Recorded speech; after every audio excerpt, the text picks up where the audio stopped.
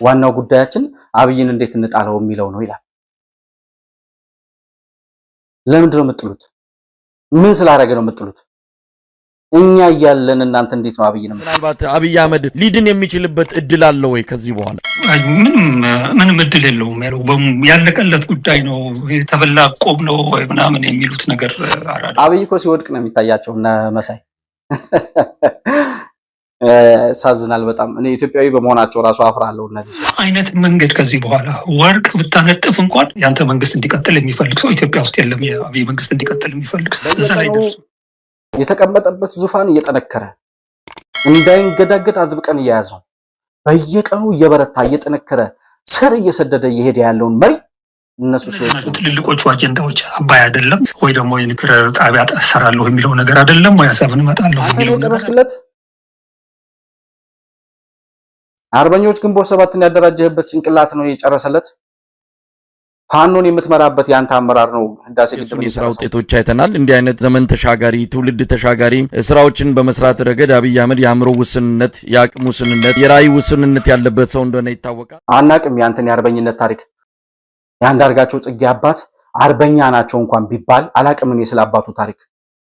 አርበኛ ናቸው እንኳን ቢባል እሳት አመድ ወለደ ብለን እንጽፋለን። ስላንተ በሀገራዊ አርበኝነት ከዘር ማንዘራችን ጀምሮ የተከፈለው መስዋዕትነት ኢትዮጵያ በጎ ነገር አግኝታ አይናችን የሚቀላ እኛ ሳንሆን ያንን ነገር አብይና ለእነሱ ሰዎች መተው ለቅሶ የሚገባው ኢትዮጵያዊ አርበኛ ነው። የአርበኛ እንባ የሚገባው የአርበኛ ልጅ ነው። እሺ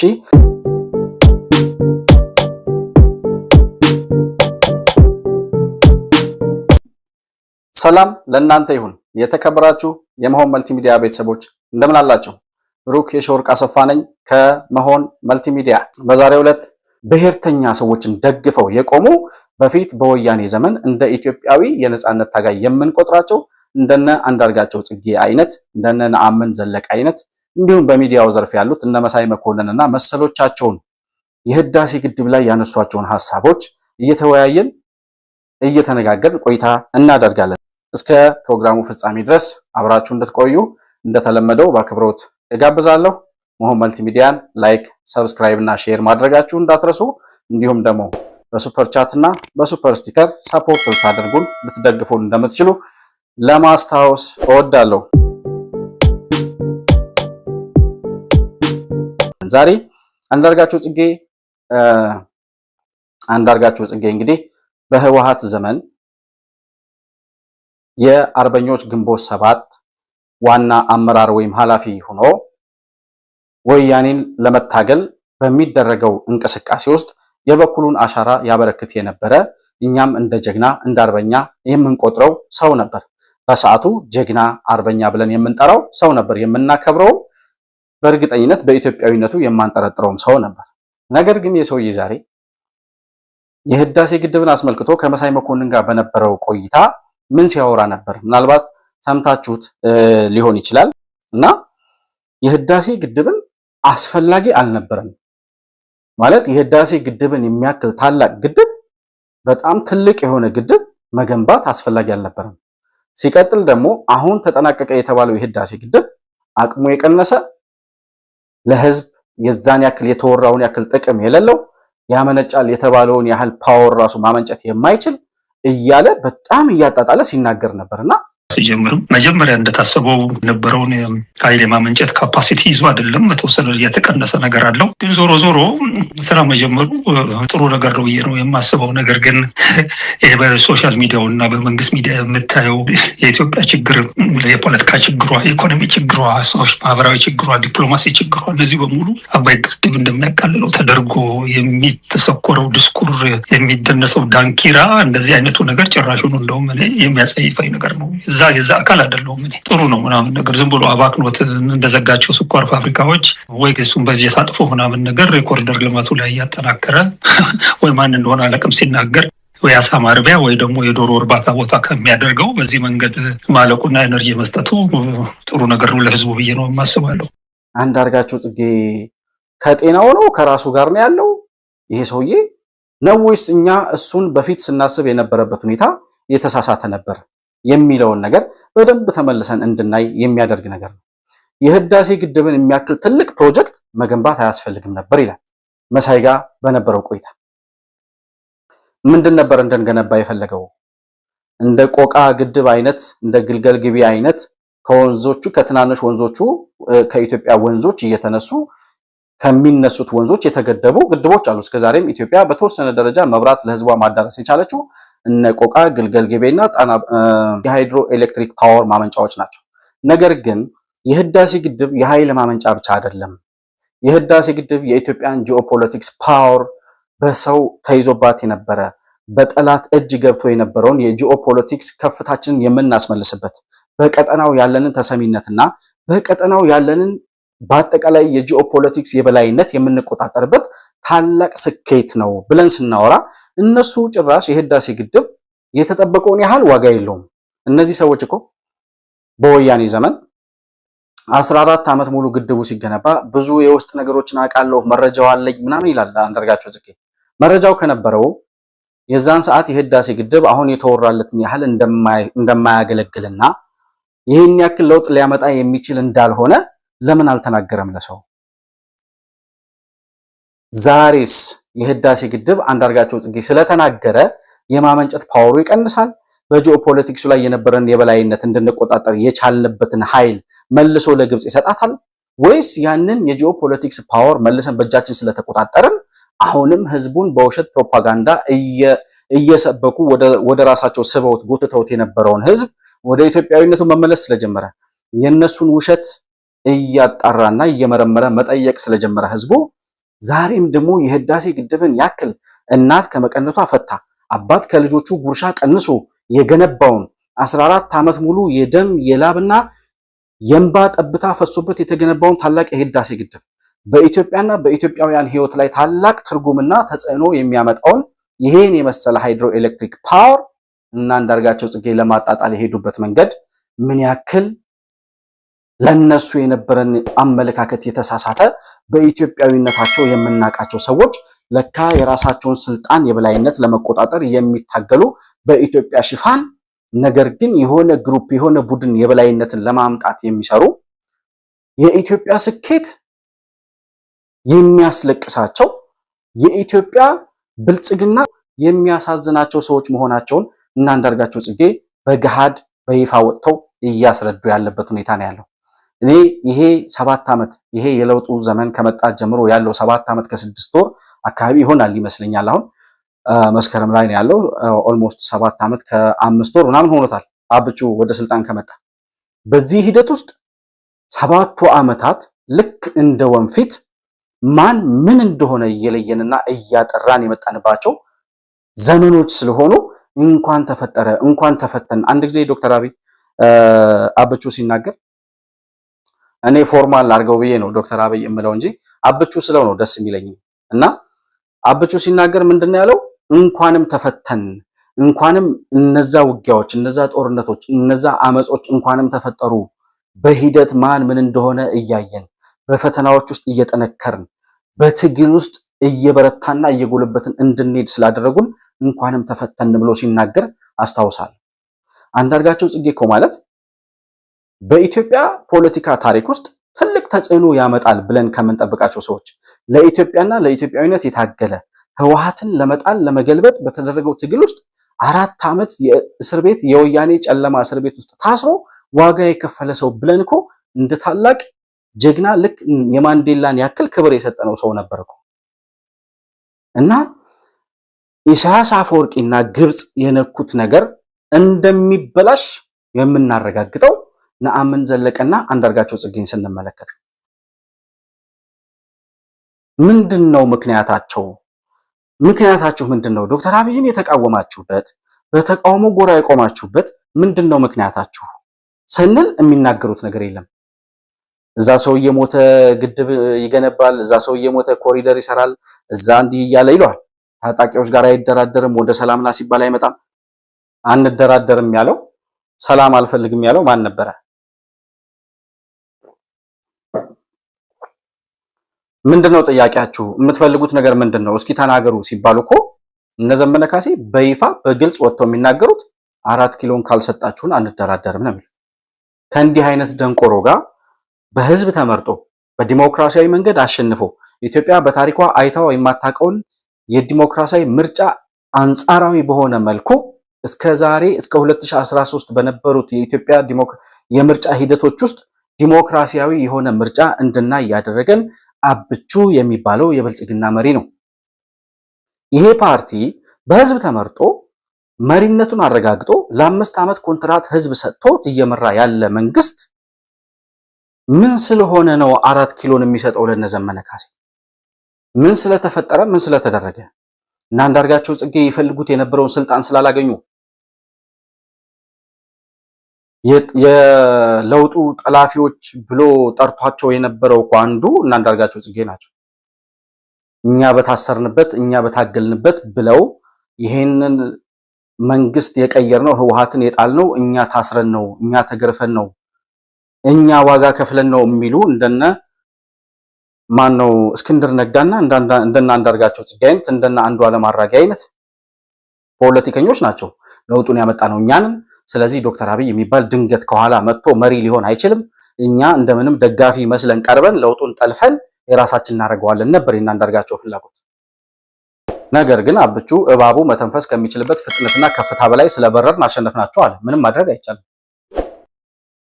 እና አንዳርጋቸው ጽጌ ከ60ዎቹ የኢሃፓ አብዮት ጀምሮ እስከዛሬ ሲያላዝኑ፣ እስከዛሬ ሽግግር መንግስት ሲሉ፣ እስከዛሬ ተቃዋሚ ሆነው ሲኖሩ አብቹ የሚባለው ወጣት መሪ ከናንተ በኋላ ተወልዶ ከኢህአዴግ በኋላ ተፈጥሮ በኢህአዴግ ውስጥ አድጎ ኢህአዴግ የሚባለውን አሸባሪ አጥፊ የኢትዮጵያ ጠላት የሆነውን በህወሓት የሚመራውን ኢህአዴግ አሸንፎ ራዕይና ህልሙን ለሀገሩ ያስበውን ለህዝቡ ያለመውን እየኖረና እየተገበረ ያለ የመሪነት ህልሙን ማሳካት የቻለ ድንቅ ኢትዮጵያዊ መሪ ነው። እናንተ ከ60ዎቹ አብዮት ጀምሮ እስከዛሬ ድረስ ያወራችሁት ነገር አንድ የታሪክ ስኬት አምጥቶላችኋል ወይ? እስከዛሬ የምትታወቁት በክሽፈት፣ እስከዛሬ የምትታወቁት በተቃውሞ፣ እስከዛሬ የምትታወቁት በሽንፈት አይደለም ወይ? ከናንተ ምን የሚጠቅም ነገር ይኖራል ብለን እናንተ እናዳምጣለን ዛሬ? ወያኔ እኮ 27 ዓመት ሙሉ ሞከረ፣ 27 ዓመት ሙሉ ታገለ። ይሄ አንዳርጋቸው ጽጌ የሚሉት ሰውዬ ምንድነው የሚለው? ስለ አብቹ ሲናገር ብዙ ጊዜ ሞክረናል ይላል።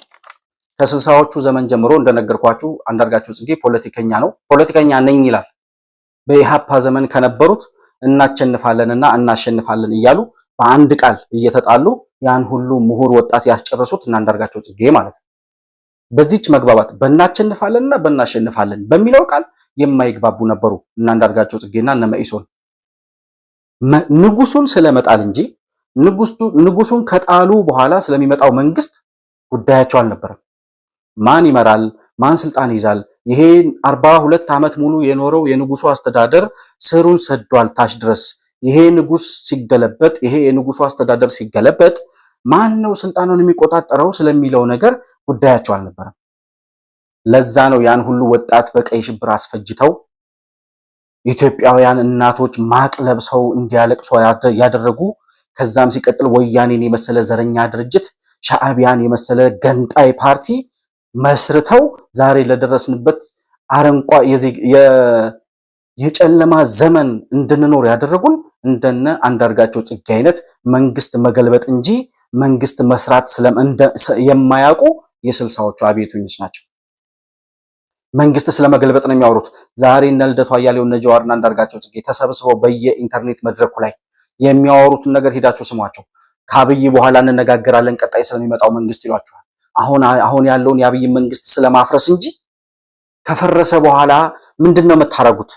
ማንም የሚመራት ይችን ሀገር ምንድነው? ከዚያ በኋላ እናንተ ያላችሁ የፖለቲካ አይዲያና እሳቤ ምንድነው? እንዴት ነው ልትመሯት የፈለጋችሁት ይችን ሀገር ተብለው ሲጠየቁ እሱን አብይ ከወደቀ በኋላ እንነጋገራለን ይለዋል። ልክ እነ ዋለልኝ እነ ብርሃነ መስቀል ረዳ የኢሃፓዎቹ አብዮተኞች የ60ዎቹ ፖለቲከኞች ንጉሱ ከወደቀ በኋላ ስለ ስልጣኑ እንነጋገራለን ይሉ እንደነበረው አሁን አብይ ከወደቀ በኋላ ነው ስለ ኢትዮጵያ ጣፈንታ የሚነጋገሩት።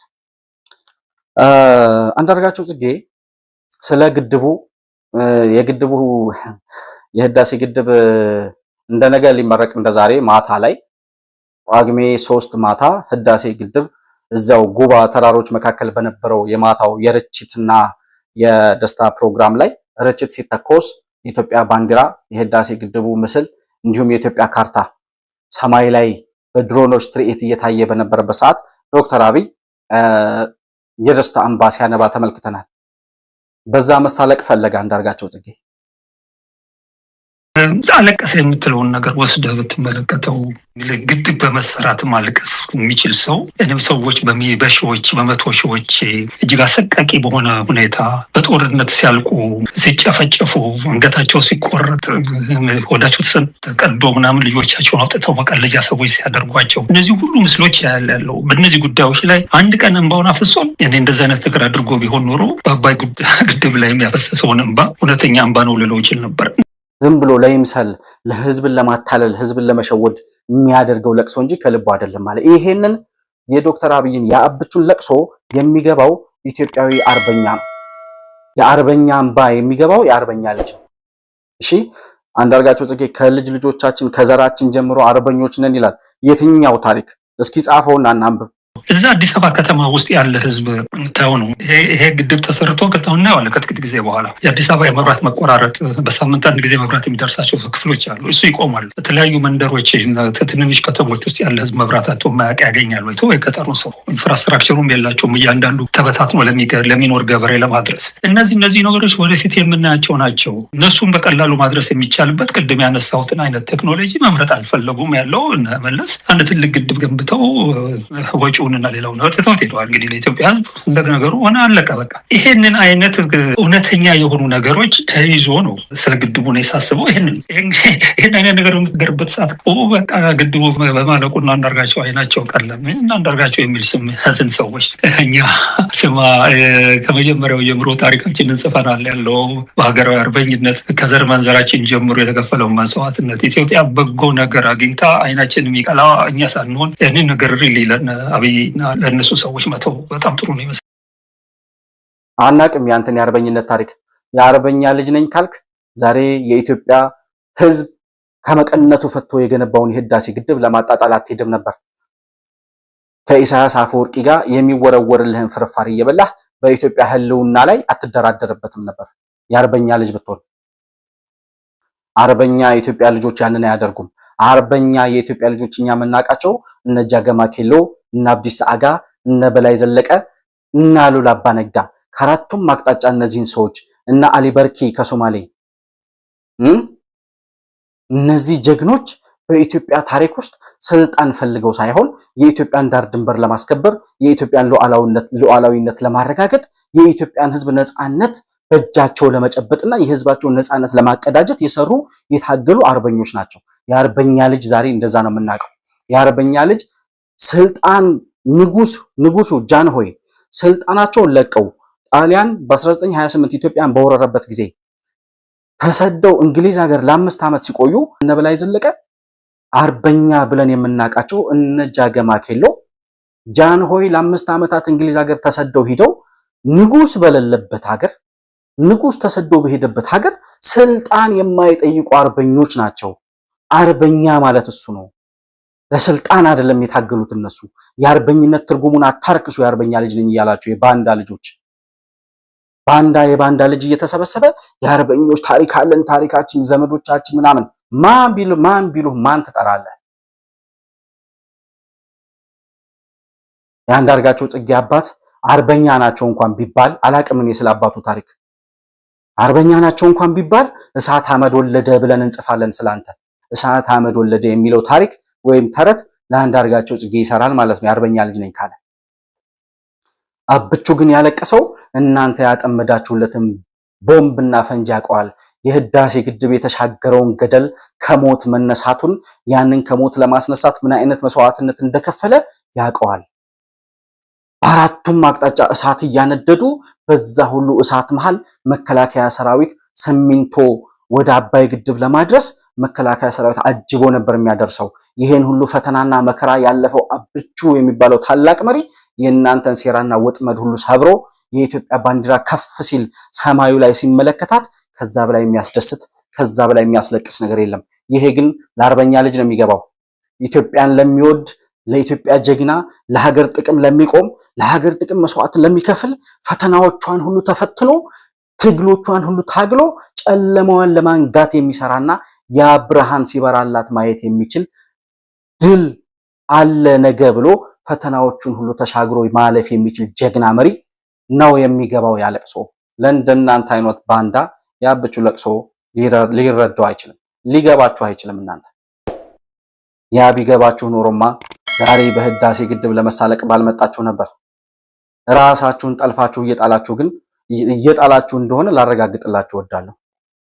እናንተ የምትሸውዱት ሰው የለም። ዛሬ አንዳርጋቸው ጽጌ የነጻነት ታጋይ ነው ብሎ አንተን ደግፎ የሚቆም ልደቱ አያሌውን እንደ ፖለቲከኛ የሚያቅ ወይም ልደቱ አያሌው የፖለቲካ መሪ ነው ብሎ የሚያስብ የልደቱ ደጋፊ ነኝ የሚል ባንዳ ባለበት ሀገር ጀዋር መሐመድን የመሰለ አፍራሽና አገር በጥባጭ እንደ ፖለቲከኛ ቆጥሮ ጃዌ ኬኛ ያለ ጃዋርኛ ጀግና ያለ ጃዋር እንደ ጀግና የሚያስብ ሰው ባለበት ሀገር አብይን የመሰለ አብቹን የመሰለ መሪ ሆናለሁ ብሎ መሪ መሆን የቻለ ለሀገሬ እንደዚህ ሰራለሁ ብሎ የተናገረውን ያወራውን የጻፈውን መተግበር የቻለ የኢትዮጵያን ጨለማ ከጠላቶቿ ጋር ሁሉ ታግሎ እያነጋላት ያለውን መሪ ደጋፊው ነኝ ከጎኑ ቆማለሁ ብሎ የሚቆም ጀግና ወጣት አለ ዛሬ። አሁን የሚሽኮረመም ህዝብ የለም። የአብይ ደጋፊ ነኝ ብሎ መናገር የሚያኮራ እንጂ የሚያሳፍር ነገር አይደለም። እና እናንተ ስታደርጉት የነበረው 3-4 ዓመት ባለፉት 3 እና 4 ዓመታት ያታለላችሁት ያሸበራችሁት እነ ዘመነ ካሴን እየደገፋችሁ 2017 ዓመተ ምህረት የፋኖ ቀን ነው የፋኖ ዓመት ነው እናረጋግጣለን ድላችንን ያላችሁትን ከንቱ ሆኖ ሲቀር ስንቶች ደጋፊዎቻችሁ ከጎናችሁ እንደጠፉ ስንት ጊዜ እንደተበላሻችሁ አባይ የኢትዮጵያን ህዳሴ የኢትዮጵያን ጨለማ ሲያበራ የእናንተ ቀን እንደጨለመ በዚህ ማረጋገጥ እንችላለን። የአባይን ግድብ ማሳካት መቻል አብቹ ማለት ኢትዮጵያዊ መሪ መሆኑን ማረጋገጫ ማህተማችን ነው። በዚህ ልክ ነው የምናውቀው። ለዛ ነው ዛሬ ወጣችሁ የምታለቅሱት። ጀዋር መሐመድ ትላንት ስለ ህዳሴ ግድብ ሲያወራ ነበር። ለምንድነው ደስታህን ያልገለጽከው? አባይ ላይ የነበረህ ሚና ምንድን ነበር ሲባል ነበር። ለምን ሲገደብ አላወራም? እኛ ወጥተን ከተናገርን በኋላ ነው። ተቀባይነታችሁን እያሳጣን ስለሆነ ተታሎም ቢሆን የደገፋችሁ ሰው እውነቱን እንዲረዳ እያደረግን ስለሆነ ነገም ከነገ ወዲያም ደግሞ የእናንተን ገመና የእናንተን ሴራ የእናንተን ተንኮል እየገለጥን በኢትዮጵያውያን አደባባይ ላይ በኢትዮጵያ አደባባይ ላይ እርቃናችሁ እንደምናቆማችሁና የምታሴሩት ሴራ ሁሉ እንደሚከሽፍ የምታጠምዱት ቦምብ እንደሚከሽፍ ያጠመዳችሁልን ሴራና ወጥመድ በሙሉ እየሰባበር ነው እንደምንሻገር ማረጋገጫ ማህተማችንን ነገ መስቀል አደባባይ ላይ ጠብቁ። ይሄንን ነው ማለት የምፈልገው። እና አብቹ አለቀሰ ብለህ ልትሳለቅ የፈለከው አንተ ወያኔ የመን ላይ ሲያስርህ የመን ላይ ጨምድዶ ሲይዝህ ለ4 ዓመት በኢትዮጵያ ጨለማ ስትኖር አንተ ታሰርክ ብለን ያለቀስን ሰዎች አለን። አንዳርጋቸው ጽጌ ታሰረ ብለው ያለቀሱ እንደ አርበኛ ቆጥረው እንደ ነጻነት ታጋይ ቆጥረን አንተ ስትታገል ያለቀስን ያዘን ብዙ ነበር። አንዳንድ ጊዜ በቀለ ገርባን ስመለከት ጀዋር መሐመድን ሳይ እነ እስክንድር ነጋን ሳይ አንዳርጋቸው ጽጌን የመሰለ ባንዳ ዛሬ ሳይ ወያኔ ያስራቸው የነበረው እነዚህን ሰዎች ልክ ነበር ማለት ነው ብዬ አስባለሁ። ወያኔን ትክክል ነበር ብሎ እንደማመን የሚያስጠላኝና የሚቀፈኝ ነገር የለም። እድሜ ለእናንተ ወያኔ እናንተን በማሰሩ ልክ ነበረ፣ እናንተ ለምን ታሰራችሁ ብለን መጮሃችን ያኔ ስህተት ነበር፣ እንድንጸጸት አደረጋችሁን። ወያኔ ቢያንስ እናንተን በማሰሩ ልክ ነበር ብለን እንድናስብ አስገደዳችሁን ዛሬ።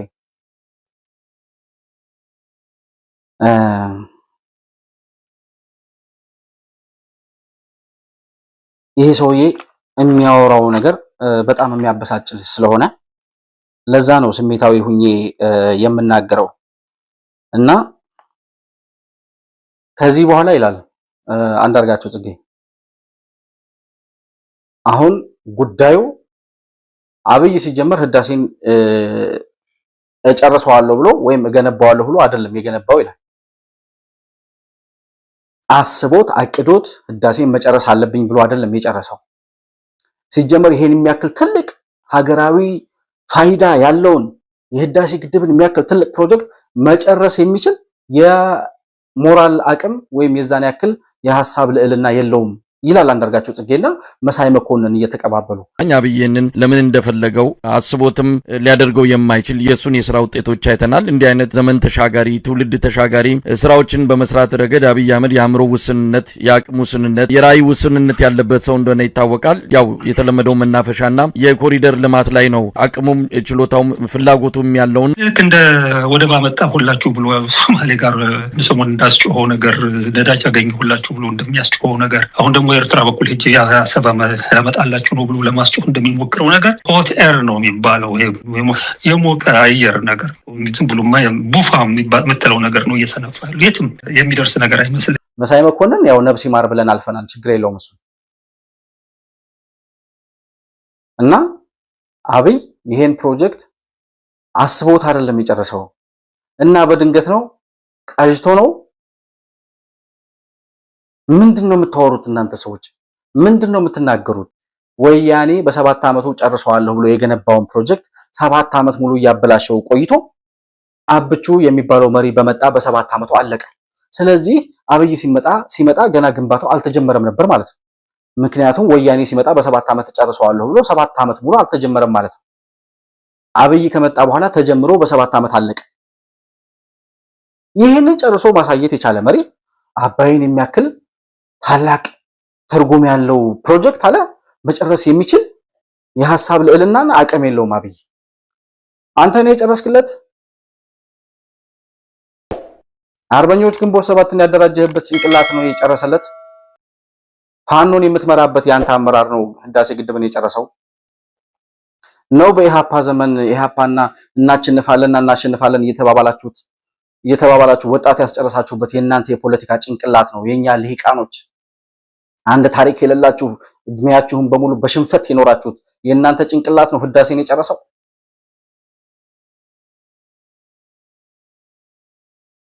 እኔ አንዳርጋቸውን የሚያክል ምናልባትም ከሱ የሚበልጥ አባት አለኝና በዚህ ልክ እንድናገር የሚያስገድደኝ ራሱ ነው።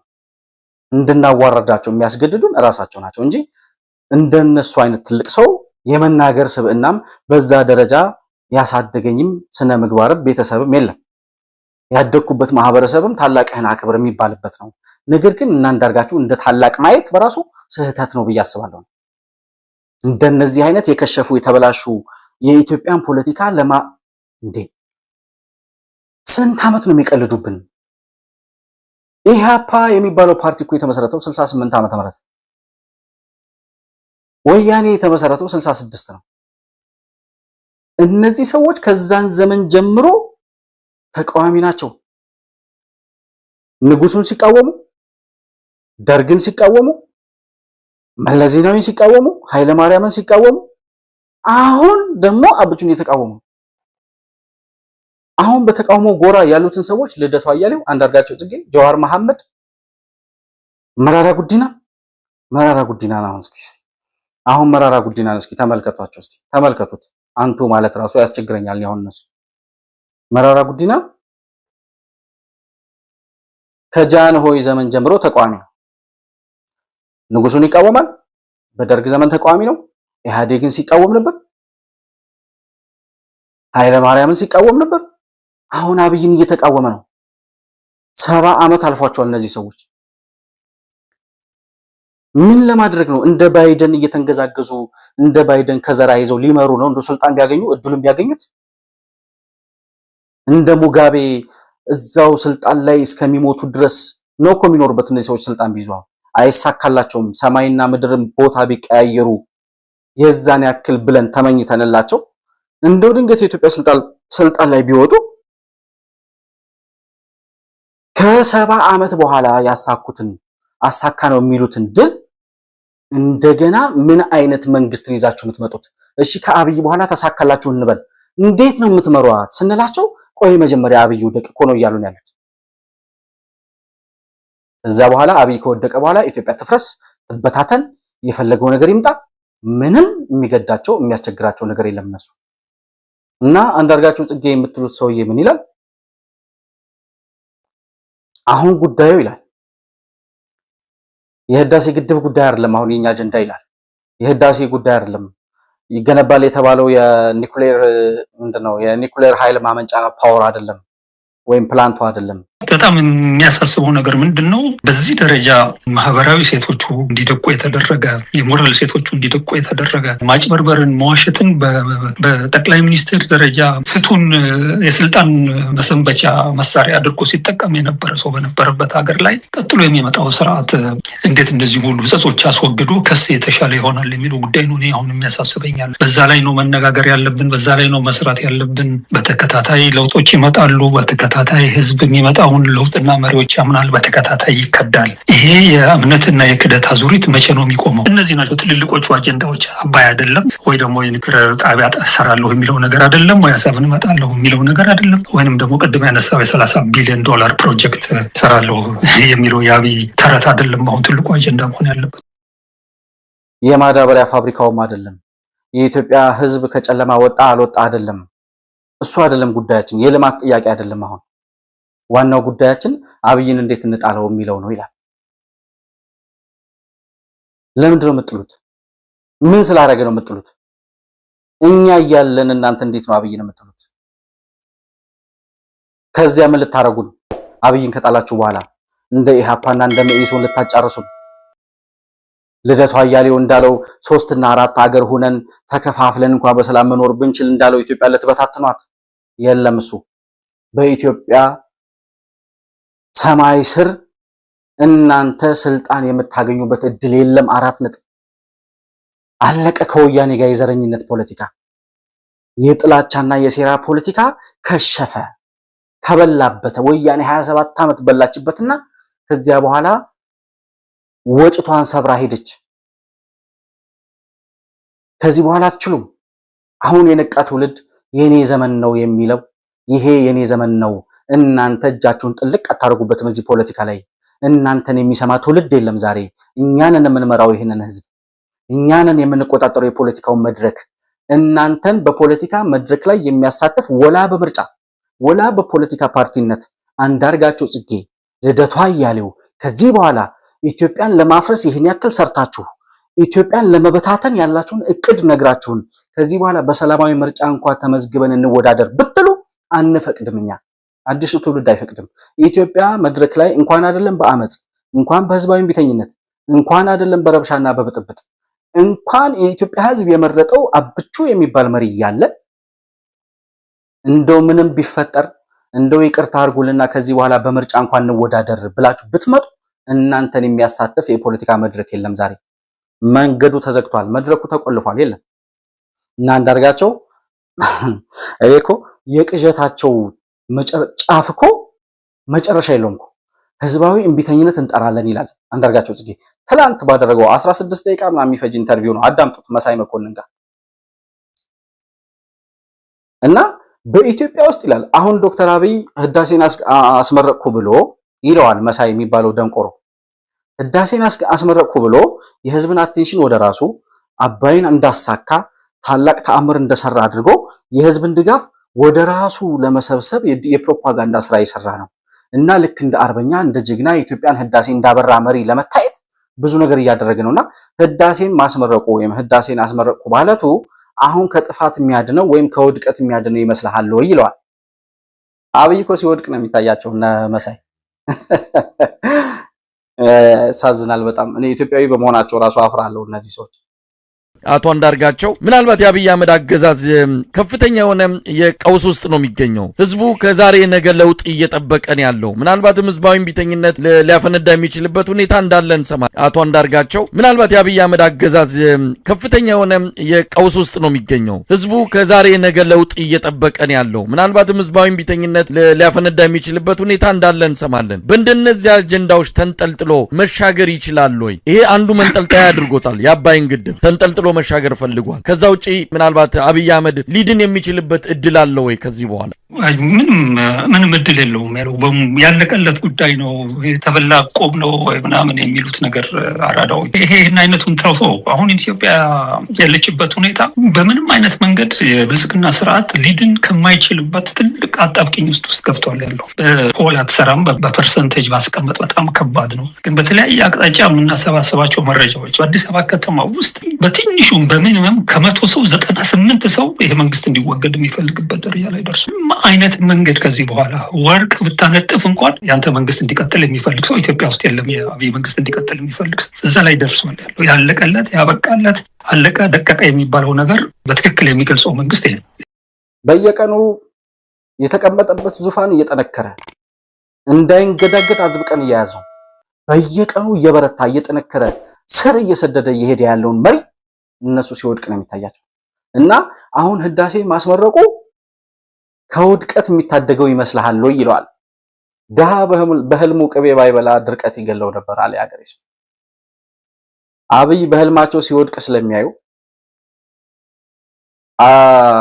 በቃ አሁን ህዳሴን አስገደብኩና ማለቱ አብይን ከውድቀት ይታደገዋል። እንደ መሳይ መኮንን ደንቆሮ መሆን ያስፈልጋል ይህን ጥያቄ ብሎ ለመጠየቅ። ለቃሉ ይቅርታ አድርጉልኝ፣ እነሱን የሚገልጽ ቃል ስለማጣ ነው አንዳንድ ጊዜ እንደዚህ አይነት ቃላቶችን የምጠቀመው።